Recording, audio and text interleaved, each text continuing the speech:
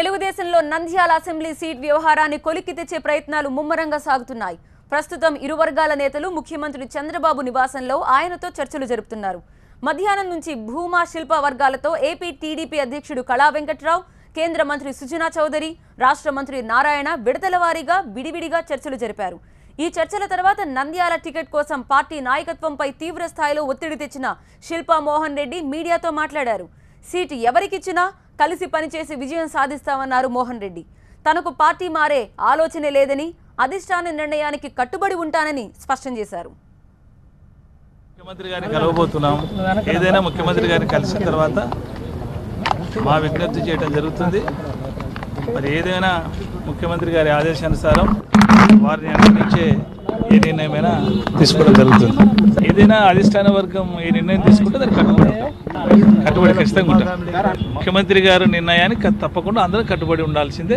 కట్టుబడి ఉండడానికి ప్రయత్నం చేస్తాం, కట్టుబడి ఉంటాం. అందరం ఒకరొకరు సహకరించుకోవాల్సిందే. వాళ్ళకి ఇచ్చిన మేము సహకరించాల్సిందే, మాకు ఇస్తే వాళ్ళు సహకరించాల్సిందే. తప్పక అందరం కలిసిమెలిసి పనిచేస్తాం. ఇది మరేదేం లేదు, ఇదే పార్టీలో కొనసాగుతాం. అవసరమైతే మా నాయకుల దగ్గర కొట్లాడి టికెట్ కోసం అడుగుతాం తప్ప పార్టీ మారే ప్రసక్తి. ఆ విషయాన్ని ఇప్పుడు ముఖ్యమంత్రి గారు నిర్ణయించబోతారు. మరి వారి నిర్ణయానుసారం తప్పకుండా మేమే సర్వే అయితే చేయలేదు.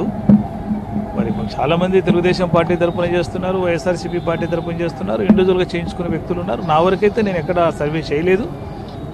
మరి ఏ సర్వే చేసినా ఎక్కడ చేసినా మరి ముఖ్యమంత్రి గారికి అన్ని సర్వేలు తెలుసు కాబట్టి వారి యొక్క ఆదేశానుసారమే అందరం ముందుకు పోవాలని నిర్ణయించుకున్నాం.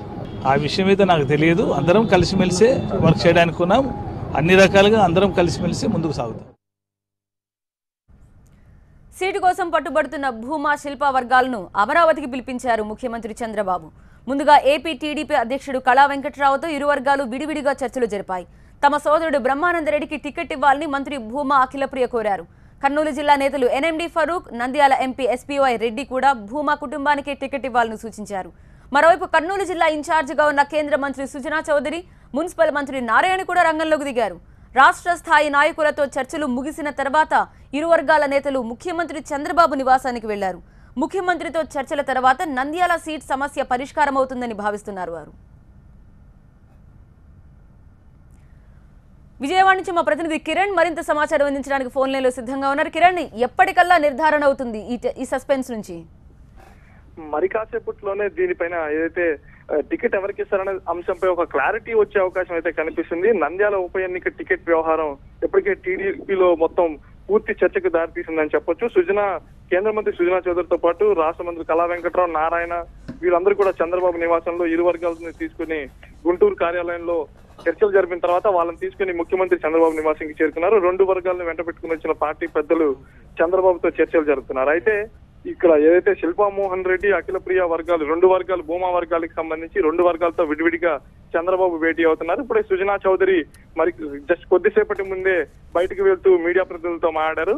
ఏదైతే టికెట్ ఎవరికి ఇస్తున్నారు అన్న ప్రశ్నకి ఇంకా ఎన్నికలకు చాలా సమయం ఉంది, అప్పుడే అంత తొందర ఏముందని చెప్పడం జరిగింది. అయితే ఒక క్లారిటీ అయితే మాత్రం ఎవరికి ఇస్తారు ఏంటి అనే ఒక క్లారిటీ అయితే మాత్రం ఇప్పుడు నాయకులకు వచ్చే అవకాశం కనిపిస్తుంది. అయితే శిల్పా మోహన్ రెడ్డి గుంటూరులో మాట్లాడినప్పుడు కూడా పార్టీ నేతలకు ఒకటే విషయం చెప్పారు. నేను టీడీపీ తరఫున నంద్యాలలో పోటీ చేశాను, వైసీపీ నుంచి వచ్చిన వాళ్ళని పార్టీలోకి తీసుకున్నా నేనేం మాట్లాడలేదు, వాళ్ళకి మంత్రి పదవి కట్టబెట్టినా కానీ నేనేం మాట్లాడలేదు, పార్టీ కోసం నేను అనేక త్యాగాలు చేశాను, నేను చెప్పాల్సిందంతా చెప్పాను. అయితే ఇక మీ ఇష్టం, మీరు అధిష్టానం ఏం చెప్తే దానికి కట్టుబడి ఉంటానని చెప్పి అక్కడ వాళ్ళకి చెప్పినట్టుగా తెలుస్తుంది. అయితే దాదాపుగా 3 గంటల పాటు అక్కడ చర్చలు జరిగినాయి. మరి ఇప్పుడు చంద్రబాబుతో కూడా దాదాపుగా 2 గంటల నుంచి భేటీ అయి ఉన్నారు. మరి ఎంతసేపట్లో ఇది పూర్తవుతుంది అనేది ఇంకా ఒక గంటలోనే దాదాపుగా పూర్తయిపోతుంది. ఇద్దరికి ఒక క్లారిటీ వచ్చే అవకాశం కనిపిస్తుంది.